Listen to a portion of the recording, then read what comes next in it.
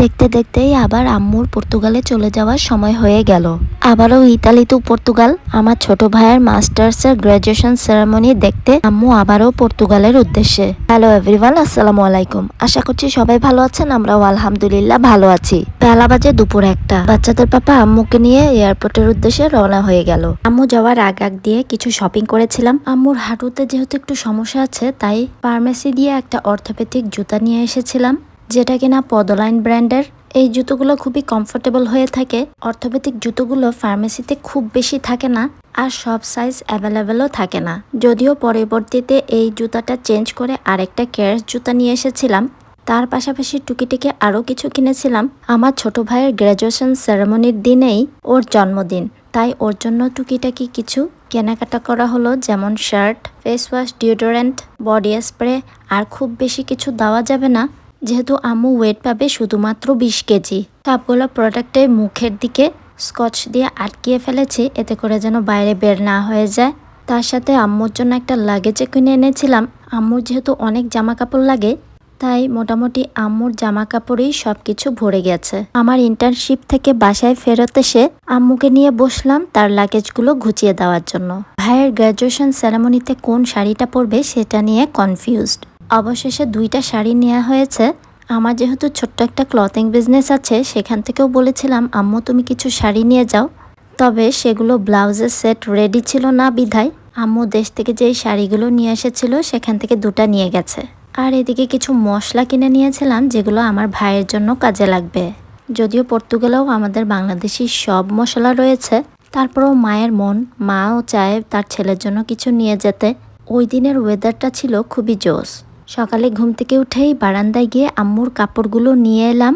ভাঁজ করার সময় একটু মনটা খারাপ হচ্ছিল, আবারও আম্মু চলে যাবে, আবারও তাকে মিস করব। অনেক কিছু মাথায় চিন্তা করতে করতে কাপড়গুলো ভাঁজ করে নিলাম। আর এদিকে সাহির সোনাও খেলাধুলা করছিল ওর জিম বল দিয়ে। সারাও ওর পাশের রুমে গিয়ে টিভি দেখছিল, আর এই ফাঁকে আমি দুপুরের রান্নাটা ঝট করে সেরে নিচ্ছিলাম। আম্মু যেহেতু ট্রাভেল করবে, তাই একটু আর্লি খাবার খেয়ে ফেলবে বিধায় ঝটপট রান্না করে নিচ্ছিলাম। কিছুদিন আগে আম্মু চিংড়ি শুটকি খেতে চেয়েছিল, তাই ভাবলাম যে চিংড়ি শুটকিগুলো ভুনা করা যাক। তার সাথে খাসির মাংস ভুনা, ডাল, ডিম ভুনা আর সাদা ভাত। সামারের সময়টাতে আমাদের সাদা ভাতটাই বেশি খাওয়া হয়। আরও কিছু জিনিস গুছানো বাকি ছিল তার লাগেজে, তাই রান্না শেষ করে সেগুলোও গুছিয়ে দিলাম। তাছাড়া 1 মাসের জন্য প্রায় আম্মু তার নিজের রেগুলার মেডিসিনগুলা গুছিয়ে নিয়েছিল।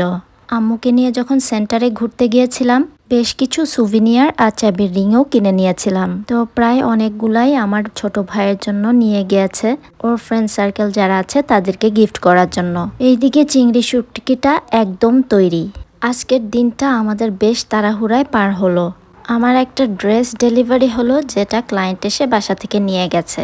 আর আম্মু সেই ফাঁকে গোসল সেরে খাবারটা সার্ভ করে দিচ্ছি, খাওয়া শেষে যেন ঝটপট রেডি হয়ে ফেলতে পারে।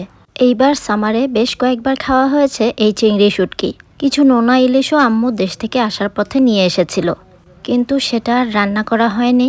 ভেবেছি আম্মু পর্তুগাল দিয়ে ফিরে এলে আবার রান্না করব। ট্রাভেলের সময় আম্মু কিছুই খেতে চায় না, তারপরও আগে ভাগে খাবার দিলাম যে খেয়ে নাও। পর্তুগালে পৌঁছাতে পৌঁছাতে প্রায় রাত 10টা হয়ে যাবে। খাওয়া দাওয়া শেষে এদিকে আম্মু যাওয়ার জন্য পুরোপুরি প্রস্তুত। দেশ থেকে ফোন আসছিল, তাই তাদের সাথে কথা বলছিল। এদিকে আমার মেয়ের মুড অফ, তাই সে তার নানুকে বিদায় দেবে না। সময় প্রায় ঘনিয়ে আসছে শেষের দিকে। আম্মুরও যাওয়ার সময় হয়ে যাচ্ছে। ছোট ভাই ফোন দিয়েছিল কখন রওনা হবে, সব ঠিক আছে কিনা।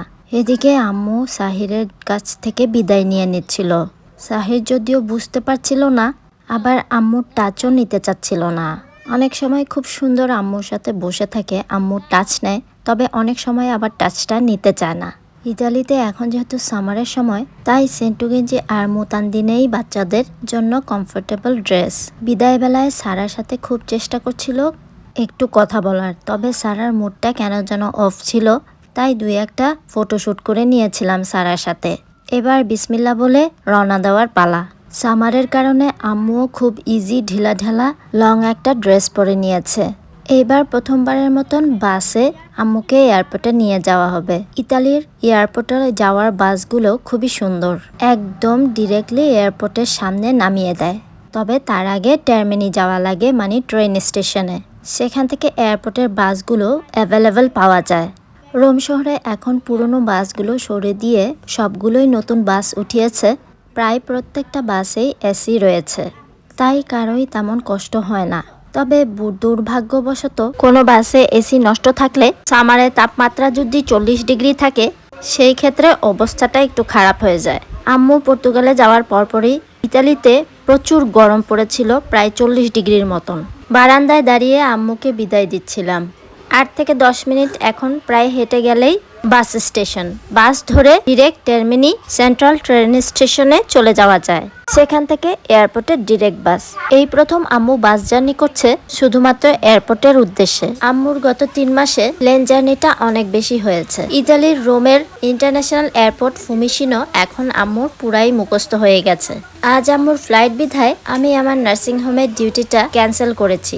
এয়ারপোর্টে গিয়ে ফাঁকে ফাঁকে আম্মু প্রায় প্রতিটা মুহূর্তেই আমাদের ভিডিও কিংবা ছবি তুলে পাঠিয়েছে। আমরাও সেগুলো দেখে ইনশিওর বা নিশ্চিত ছিলাম যে আম্মু ঠিকঠাক আছে। আম্মুর যেহেতু পায়ের সমস্যা, তাই প্লেন জার্নির সময় এয়ারপোর্টে হুইল চেয়ারের সার্ভিসটা নিয়ে থাকে। জুনের 26 তারিখে আম্মুর ফ্লাইট ছিল। আলহামদুলিল্লাহ সুন্দরভাবে আম্মু পৌঁছে গেছে পর্তুগালে। কোনো রকম সমস্যা হয়নি এয়ারপোর্টে। সবাই আমার আম্মুর জন্য দোয়া করবেন, সে যেন সহি সালামতে ইতালিতে আবারও আমাদের কাছে ব্যাক করতে পারে। আম্মুর দেশে যাওয়ার সময়ও অনেকটা ঘনিয়ে আসছে। আজকের ভিডিওটা লম্বা করছি না, সবাই আমার আম্মুর সুস্বাস্থ্যের জন্য দোয়া করবেন, আমার ছোট্ট পরিবারটার জন্য দোয়া করবেন। পৃথিবীর সকল মা বাবার স্বপ্নগুলো এইভাবেই যেন পূরণ হয়, এই দোয়া করি। সবাই খুব ভালো, সুস্থ, নিরাপদে থাকবেন। দেখা হবে নেক্সট ব্লগে। টিল দেন, আল্লাহ হাফেজ, আসসালামু আলাইকুম। Thanks for watching.